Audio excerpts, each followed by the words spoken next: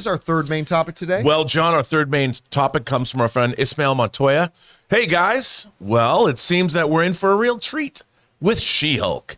Marvel released the first 4 episodes of the series, well, to critics, and most people say it's awesome. What are your thoughts about this, and are you guys excited for She-Hulk? Laters, and bring on the filthy. All right, thanks a lot for sending that in, Ismael. And just a reminder that tomorrow on the John Campea Show, we are going to be doing our pregame show for the first episode of She-Hulk. That'll be tomorrow at 3 p.m. Pacific Standard Time as we race into the debut episode at midnight tomorrow night, midnight Los Angeles time, 3 a.m. on Thursday for you guys. So make sure you join us for that. All right, look, I was at D23 when they made the announcement of, well, a whole bunch of stuff. They announced that they were going to do a Ms. Marvel, which turned out to be, I think besides WandaVision, the best thing they put on Disney+. I love that show a lot. Where they announced Moon Knight. I liked Moon Knight. I didn't love it. A little bit disappointed by it. And a whole slew of other things. But one of the things they announced was She-Hulk. And listen, number one, I never thought She-Hulk was something they would do. And the other thing is, I kind of don't like derivative characters. Like I've said this before, right? Like you got Flash, you got to have Kid Flash. You got to have Batman, you got to have Batgirl. Or, I don't really like derivative characters all that much. That doesn't mean they can't work though. So I was intrigued. Then I kind of got a little bit excited when they announced that good Canadian girl, Tatiana Maslany, got cast in the lead role. I'm like, all right, that's okay. Then we heard Mark Ruffalo was actually going to be. I'm like, okay, that sounds interesting. But from day one, Rob, when I walked out of that D23 thing, I said, if they can kind of make this like a legal comedy, kind of like in the vein of an Ally McBeal, then this could be something that could be pretty fun and pretty special. And everything we've heard about this thing since has been, this is kind of like a Marvel version of Ally McBeal, which is exactly music to my ears and what I've been wanting to hear. Now, initial reactions that you hear from people sometimes skew a little bit more positive than when their full thoughts come out, but we've seen a number of things recently where the initial reactions have not been so good on a lot of things. But it's important to note that a bunch of people had a chance to see the first 4 episodes, not the whole series, but the first 4 episodes of She-Hulk, and pretty much in unison, the response has been extremely positive. So we'll open up the Campea Classroom for a second. I just pulled a whole bunch of them out here. This is what a bunch of people had to say. The Direct's Pamela Gores writes, She-Hulk Attorney at Law perfectly brings Jennifer Walters' courtroom antics to Disney+. Tatiana Maslany is comedic gold. Viewers are going to love her. The MCU feels super interconnected again, and cameos and other info we get about the post-Endgame universe. As for cameos, buckle up. It's a circus. Wong will likely be a fan favorite, as usual. Phase 4 really is Wong's phase. Abomination brings OH's Incredible Hulk full circle. Oh, and make sure to watch each episode to the end. Surprises await. Our friend Eric Davis over at Fandango, he wrote, Marvel's She-Hulk Attorney at Law is a very funny legal procedural that is lighter on action but heavy on breaking the fourth wall. This is the most self-referential the MCU has ever been. Cameos and references galore, plus A+ Dynamite. Tat probably meant either Talent or Tatiana. The Laughing Place outlet writes, She-Hulk Attorney at Law is absolutely hilarious. The new series is completely original and not at all what you expect from the MCU. Tatiana Maslany shines as Jennifer Walters. It has a lot of heart and a great story, but mostly it's going to make you laugh a lot. Meredith Loftus writes, I have seen the first 4 episodes of She-Hulk Attorney at Law, and to me, it delivers on its premise. A lawyer show with genuine laughs. At its core, Tatiana Maslany commands the screen with her wit, persona, and remarkable humor, as Canadians do, especially for women in their late 20s and early 30s.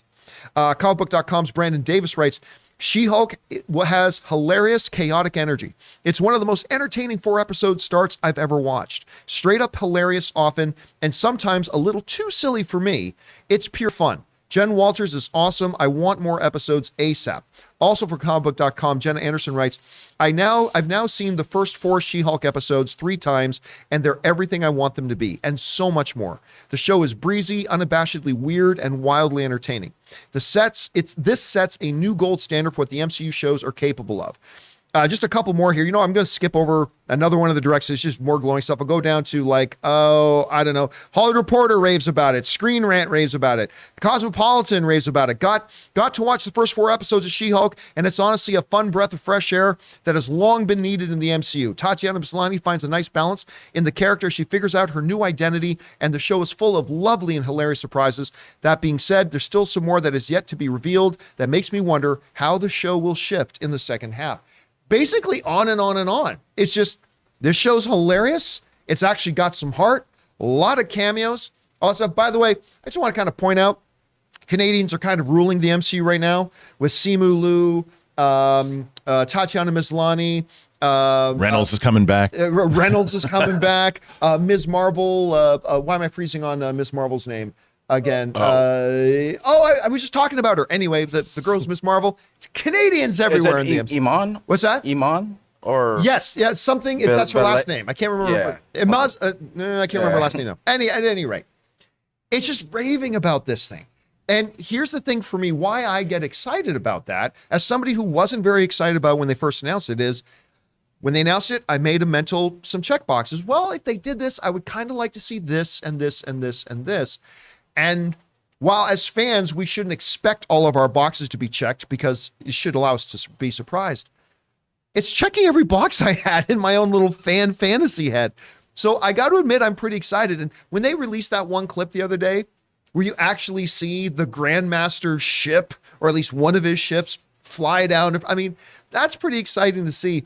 We want to take a moment and thank the sponsor of this episode, Upside. Guys, from cringing at the pump to getting an eye-popping check at your favorite restaurant, inflation is hitting us all where it hurts, and it really hurts. And that's why I started using Upside. Upside is an incredible app for anybody who buys groceries, gas, or dines out. With every purchase, you are earning cash back thanks to Upside. And guys, believe me, I know. You hear about apps like this, and it turns out you have 40 or 50 hoops you have to jump through, but believe me, Upside is super easy to use. I know it sounds too good to be true, but it's not. I've used it, and it works. Upside is a no-brainer. To get started, download the free Upside app. Use my promo code Campea Show and get $5 or more cash back on your first purchase of $10 or more. Next, claim an offer for whatever you're buying on Upside, check in at the business, pay as usual with a credit card or debit card, and get paid. In comparison to credit card rewards or loyalty programs, you can earn 3 times more cash back with Upside. So guys, download the free Upside app and use the promo code Campea Show to get $5 or more cash back on your first purchase of $10 or more. That's $5 or more cash back on your first purchase of $10 or more using the promo code Campea Show.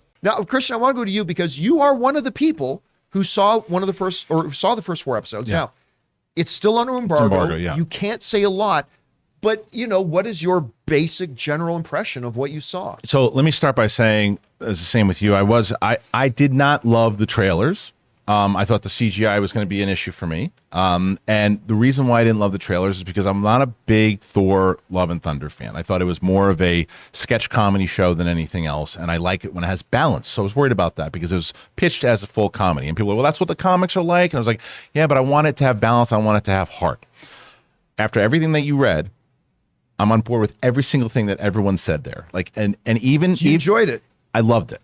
And it was my, out of the 4 big shows that are coming out, it was my least ranked. I loved it. And I was not expecting to. I went in, I said to Rob in the beginning, I went in like when you go to a comedy club and there's a talent agent that goes in there, they're going in with their arms folded going, okay, let's see how funny this person really is. And that was me for about 35 seconds. And then my arms went down because Tatiana Maslany is masterful in this show. Her chemistry with Ruffalo is off the charts. This show is so well written. Now, I do agree. There's a comment that I saw that it gets a little silly sometimes. I think more so in episodes 3 and 4, but it's so little because you're so invested in her and her story and the heart behind it. This is I think that everyone that needs to be commended is definitely Tatiana Maslany, but the writing on this show, I couldn't believe how funny it was, but also how much heart it had and how invested I was in Jennifer Walters and her journey. What would you like? I'm hearing a lot of comments from the reaction saying, I'm hearing the word surprises a lot. Yeah. And for something that's kind of like a legal sitcom, I don't expect a lot of surprises. Is that accurate? Do you find yourself being surprised a lot? Absolutely, because there's a blend between, that's my point, is that her journey as finding herself, her career, her life, and how to balance that now with the fact that she is the She-Hulk. And how do you do that? How do you combine that? The She-Hulk is obviously going to be able to infuse the Marvel Cinematic Universe in a clever way. And how do you do that, but still stay on course of her being this attorney? And why is she doing what she's doing? And does it make sense? And it does. And are there certain things where, like, I hope they don't go that route? And I did that once before. I'm like, I hope they don't go that route. And they do. And I went, I understand why they went that route. I get with it. And there's a lot of meta humor in it. And there's a lot of stuff that goes after certain things that people, including myself, have said. And I was like, well done. Well done. It is, I couldn't, like, and again, if people are familiar with my channel or anything too, I've talked about the fact that I don't know about this one, guys. And I was so shocked with how much I loved this show. Let me ask you a really unfair question. Sure. And feel free to take a pass on, because Sure. you've just watched it recently. And you've seen only an incomplete series because you've only seen the first 4 episodes. How would you say, with what you've seen so far, does She-Hulk rank with the other Marvel Disney Plus offerings we've had so far? Well, I can obviously only rank, equate it to the first 4 episodes, but I will say, I'm going to say the first 2 episodes, right? The first 2 episodes are, if not that and Loki, to me, the best written shows so far, if not the best written show, in the way that it plays everything together. 3 and 4 take it down just a notch for me, just a notch. But I want to see where it goes. I want to see how it plays out. Like the last comment that you read before, I can really rank it. But Right. It's one of the best starts for sure. Out of 4 episodes, it's one of the best starts out of all the Marvel shows. And one of my comments about a lot of the Disney Plus Marvel shows has been strong starts, sometimes peter out a little bit. So let's see what happened with Right. She-Hulk. Rob, I know you were more invested in this from the day that they announced this. You had a lot of excitement about this. I did. As somebody who's been enthusiastic about this, hearing these reactions, what's your takeaway from this? Well, I think it's fulfilled the promise of what I'd hoped it would be when I first heard it announced. You know, a year ago, there's a friend of mine who was working on the LA shoots for this and told me a little bit about their approach. I'm like, oh, they are leaning into exactly what I wanted, because I talked yesterday about the mid-'80s comedic version of Justice League, the comic, Justice League or Justice League International, that I loved. In the wake of that, John Byrne did this run on She-Hulk that broke the fourth wall, where she spoke directly to the comic book readers, and she was talking about John Byrne himself, and it was very interesting. It was very meta, and it was very funny. And I really liked that. And I thought, if they do a She-Hulk show, are they going to lean into that? Are they going to do that? And I thought if they did do that, it would kind of fit along, they're always doing different genres of things. Marvel, whether it's a heist thriller, whether it's a 70s conspiracy movie. And I'm like, if this goes into the sort of breezy legal drama that an Ally McBeal is, but at the same time, it can still be dramatic, where you go into the practice with an Alan Shore and a Denny Crane. There's a genre of show they could make this, and apparently they have, and yet it's still a legitimate MCU show at the same time.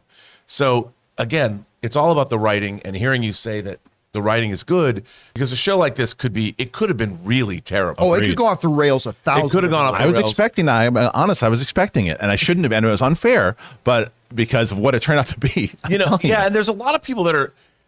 I hear a lot of people complaining, like, well, it's another, female-based show, but I'm like, but this character has decades of history. Yeah. And she's been in the Avengers, she's been in the Fantastic Four, in the comics. And I've always liked Jennifer Walters as a character. And I especially really loved her when John Byrne both drew her and then did her own book. And I'm excited, man. But that's my point of what you just said there, too, how, there are complaints about it's another female-based show. They go after it. They go after that, and but they do it in a way that's not, like, sure, it's going to piss some people off, but they also do it in such a clever way that I even said in one of the things that in my non-spoiler, I'm just like, you got to, even if you're one of these people that just want to hate on it, you got to respect that was a good one, right? Like that type of stuff. Like, they do it throughout the show, and it's just like, oh, it's like the way it's crafted and put together, it's well done. Well, I've gone from being really interested in the show to being excited about now other stuff that I'm here. So, guys, the question is for you. What do you think about it? Tomorrow's game day, and I cannot wait to watch this thing now. So how are you feeling about it? Whatever your thoughts are, jump down to the comment section below and leave your thoughts there.